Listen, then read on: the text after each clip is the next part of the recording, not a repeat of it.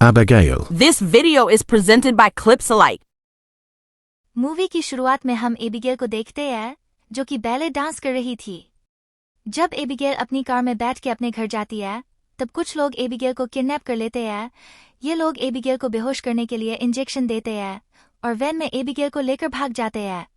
यहाँ से ये लोग एक कोठी पे पहुँचते हैं जहाँ लैम्बर्ट नाम का आदमी इनका इंतजार कर रहा था। लैम्बर्ट ही मास्टरमाइंड था। अब ये लोग एबिगेल के पिताश्री से बहुत मोटा पैसा मांगेंगे क्योंकि एबिगेल के पिताश्री बहुत अमीर आदमी थे। इन लोगों ने एबिगेल को एक कमरे में हाथ बांधकर बंद कर दिया था और एक रूल बनाया कि यहाँ कोई भी किसी को उसके पर्सनल नाम से नहीं बुलाएगा। तो अब मैं आप सभी को इन लोगों के नकली नाम बता देती हूँ। ये है जोई जो कि इनकी मेडिक है, फिर फ्रैंक जो इनका लीडर है, सेमी हैकर है, डीन एक ड्राइवर है, ये है रिकल्स दी स्नाइपर और पीटर यानी बॉडी बिल्डर। चलिए अब कहानी को आगे बढ़ाते हैं। जोई एबिगेल से उसके कमरे में मिलने जाती है। वो एबिगेल का ब्लाइंड फोल्ड हटाती है। एबिगेल काफी डरी हुई थी और जोई उससे प्रॉमिस करती है कि वो एबिगेल को नुकसान नहीं पहुंचाएगी, ना ही किसी और को पहुंचाने देगी। जोई उसको बताती है कि उसका भी एक एबिगेल की उम्र का बेटा है।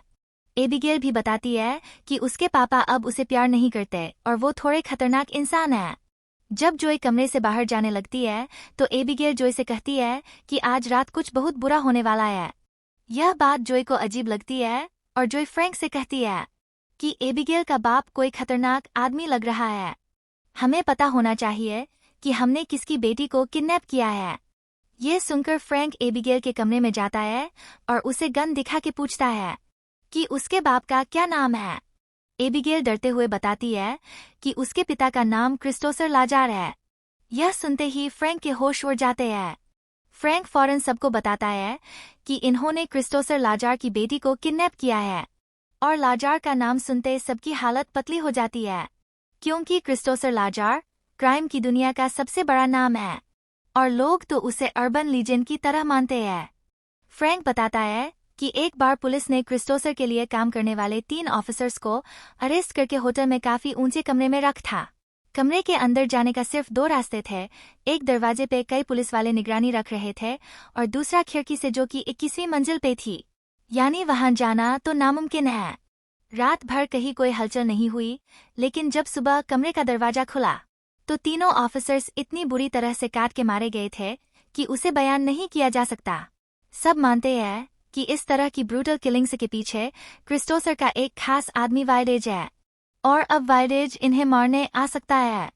इन बातों को सुनके सब काफी डर गए थे, लेकिन डीन जिसे इन बातों पे यकीन ही नहीं हो रहा था वो बेसमेंट की तरफ जाता है जहां कोई तो उस पर हमला कर देता है।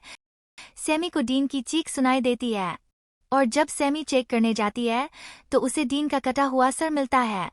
सबको लगता है कि ये काम वाइलेज का है जो कि यहाँ आ चुका है।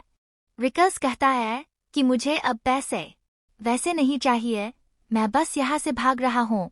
वो पीटर के साथ मिलकर दरवाजा तोड़ने की कोशिश करता है, लेकिन इस घर का होम सिक्योरिटी सिस्टम एक्टिवेट हो जाता है और चारों तरफ मेटल शीट से सब कुछ लॉक हो जाता है। ये 5 लोग इस घर के अंदर फंस गए थे और कमरे में एबिगेल भी हैंडकफ्ड थी। सभी अब पूरी तरह चौकन्ने हो गए थे। जो सीधा एबिगेल से पूछने जाती है कि क्या तुम इस हमले के बारे में कुछ जानती हो।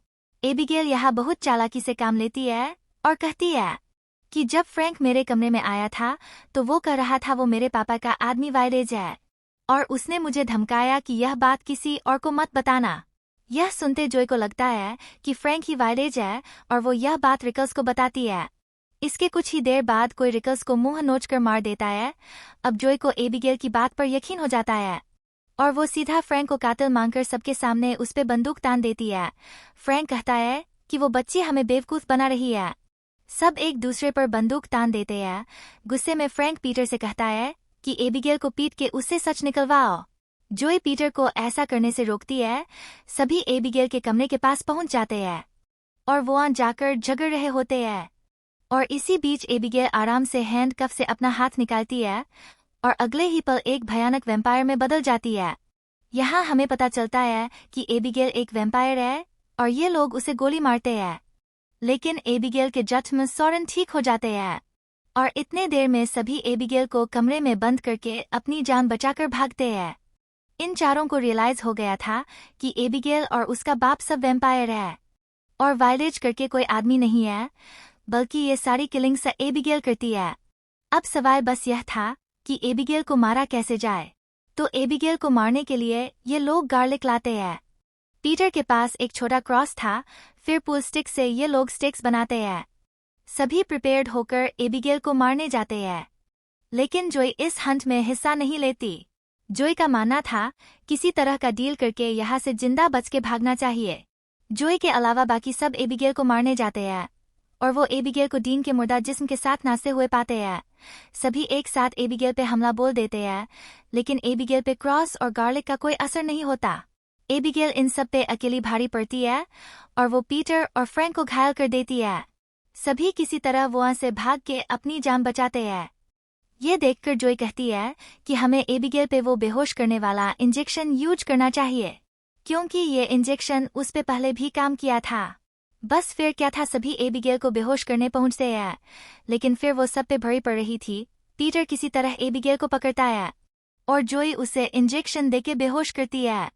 इस सब हाथापाई में एबिगेल ने सैमी को हाथ पे काट लिया था और इससे सब डर रहे थे कि कहीं सैमी वैम्पायर ना बन जाए। फिर जब एबिगेल को होश आता है तो वो देखती है कि उसे एक पिंजरे में लॉक कर दिया है। ये लोग एबिगेल से बात करते हैं तो पता चलता है कि लैम्बर्ट एबिगेल के लिए काम करता है और उसने एबिगेल के कहने पर ही इन लोगों को किडनैप करने का कॉन्ट्रैक्ट दिया। भले वो छोटी बच्ची दिखती है, लेकिन वो हजारों सालों से यहाँ है। उसने इन सब लोगों को इस खूनी खेल के लिए इसलिए चुना क्योंकि कहीं ना कहीं इन लोगों ने किसी तरह से एबिगेल के पिता को हार्म किया है।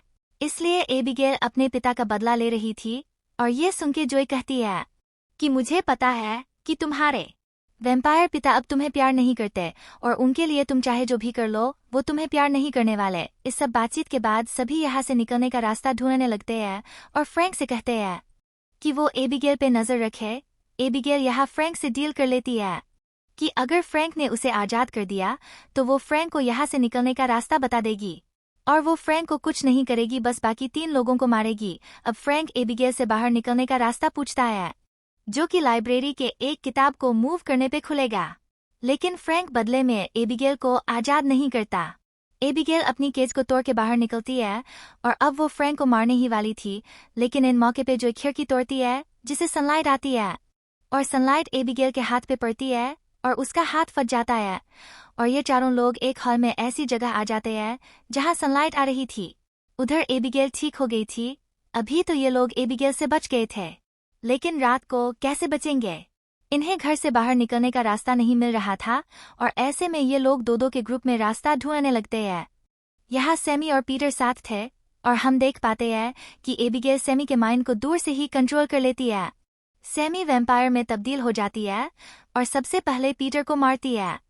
फिर वो बाकी दोनों पे हमला करती है, लेकिन जोई एक मिरर से सनलाइट सैमी पे रिफ्लेक्ट करके उसे ब्लास्ट कर देती है। अब सिर्फ जोई और फ्रैंक बचे थे और तभी लाइब्रेरी में एक हिडन डोर खुलता है। डोर के अंदर जाने पे उन्हें इस घर का कंट्रोल रूम मिलता है जिसे लैम्बर्ट कंट्रोल कर रहा था। फ्रैंक फौरन लैम्बर्ट पे हमला करने जाता है, लेकिन लैम्बर्ट खुद भी एक वैम्पायर निकलता है। वो बताता है कि 2 साल पहले उसे वैम्पायर में कन्वर्ट किया गया था और अब वो एबिगेल के लिए ऐसे लोग लाता है जिन्होंने उसके पापा का किसी तरह नुकसान किया हो, और फिर एबिगेल उनके साथ इस मैशन में यही गंदा खेल खेलती है। लैम्बर्ट अब ये काम करके तंग आ चुका है और ऐसे में वो फ्रैंक के साथ हाथ मिलाना चाहता है। लैम्बर्ट का ऑफर यह था कि वो फ्रैंक को भी एक वैम्पायर में तब्दील कर देगा, जिसके बाद वो और फ्रैंक मिलके पहले एबिगेल को मारेंगे, फिर उसके बाप क्रिस्टोसर लाजार को, जिससे लाजार का पूरा एम्पायर इनका हो जाएगा। फ्रैंक इसके लिए तुरंत रेडी हो जाता है और लैम्बर्ट फ्रैंक को बाइट करता है, फिर उसे अपना खून पिला के एक वैम्पायर बना देता है। वैम्पायर बनते ही फ्रैंक सबसे पहले लैम्बर्ट के हार्ट में स्टेक घुसे देता है, जिससे लैम्बर्ट फट के मर जाता है। फ्रैंक को एहसास होता है कि वो बहुत पावरफुल हो चुका है, उसके सारे जख्म भी ठीक हो चुके हैं। अब उसकी इवल साइड बाहर आती है और अब वो अकेले ही राज करना चाहता था। फ्रैंक जोई को मारने आगे बढ़ता है, लेकिन तभी यहाँ नाचते हुए एबिगेल आती है। ऐसे में फ्रैंक और एबिगेल के बीच लड़ाई होती है। वो एबिगेल पे भारी पड़ता है। जोई किसी तरह यहाँ से भाग के अपने बेटे को फोन करती है, क्योंकि जोय को पता था कि वो अब नहीं बचने वाली। लेकिन ये कॉल वॉइस मेल में जाता है और जोय बहुत ज्यादा उदास हो जाती है, क्योंकि उसने अपने बेटे को खुद से दूर रखा था और अब वो उसे बिना देखे ही शायद मरने वाली थी।